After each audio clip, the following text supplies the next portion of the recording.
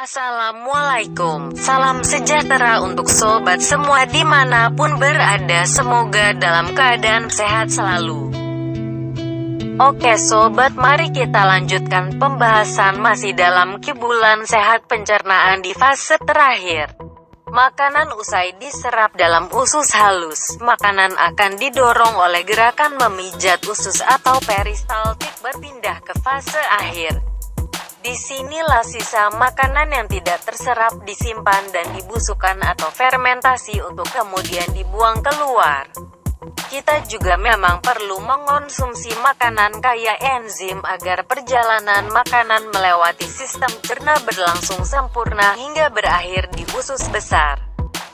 Cairan sisa makanan yang belum sempurna terserap diproses secara maksimal di dalam usus halus, sampai akhirnya tersisa ampas yang tidak berguna yang kita sebut fases atau kotoran air besar atau tinja.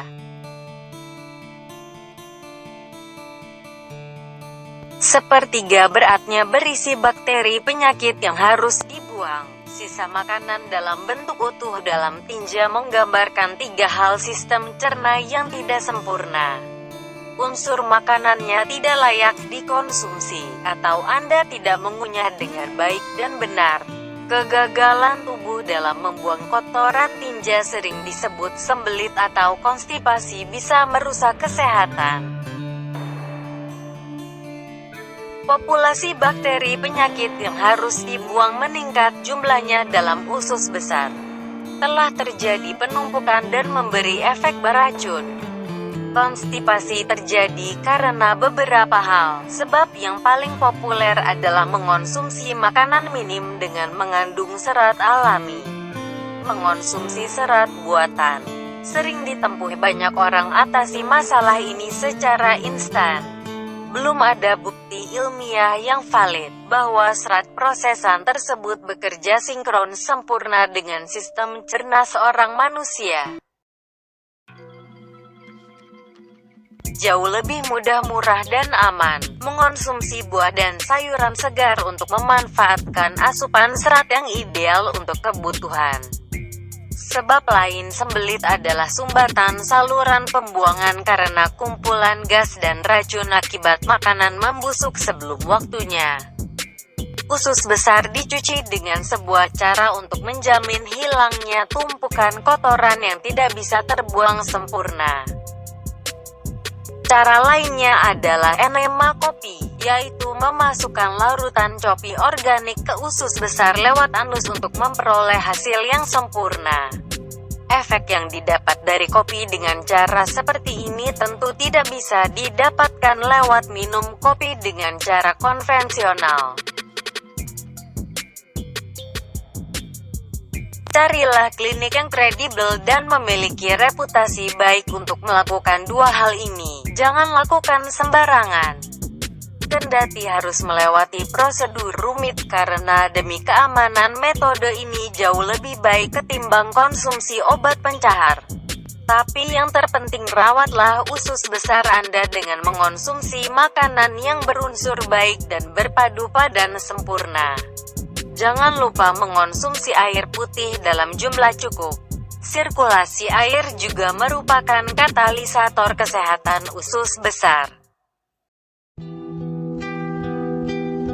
Padahal makanan dan minuman yang melewati sistem adalah sesuatu yang sangat mempengaruhi kelangsungan hidup manusia. Apa yang diserap amatlah menentukan apa yang akan terjadi.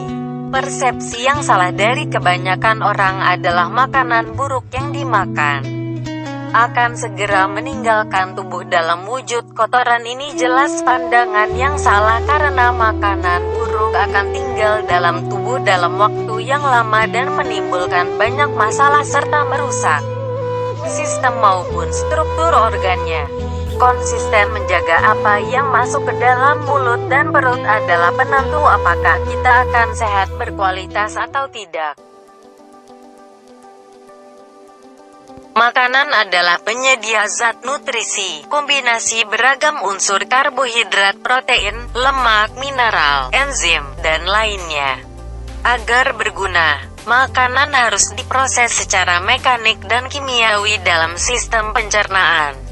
Setelah diproses, makanan akan berguna sebagai energi atau zat pembangun dan perbaikan tubuh. Kunyahlah makanan dengan baik, agar makanan yang ditelan menjadi halus dan mudah diserap oleh tubuh.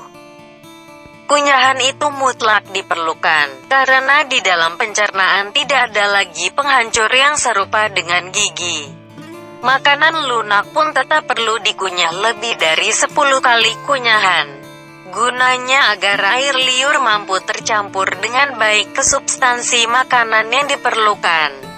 Hal itu berlaku untuk karbohidrat yang dilunakkan dalam bentuk bubur atau makanan yang rendah gizi seperti makanan yang cepat saji yang juga bersifat lunak instan oatmeal dan lainnya. Gizi yang tinggi dan padat dalam satu jenis makanan belum tentu sesuai dan berguna apabila masuk ke dalam tubuh manusia. Sistem cerna manusia yang harus menjadi acuan apakah makanan bergizi tersebut berguna atau tidak. Demikian kibulan sehat pencernaan ini, semoga berguna. As always, bila tidak berkenan, silakan unfollow, gampang kan? Bila berkenan silakan sobat like dan subscribe, tekan tanda lonceng serta share agar Bang Kibul bisa menampilkan yang lebih baik. Sampai jumpa di video berikutnya ya sobat. Semoga sobat dimanapun berada selalu diberikan kesehatan. Wassalam, salam sejahtera.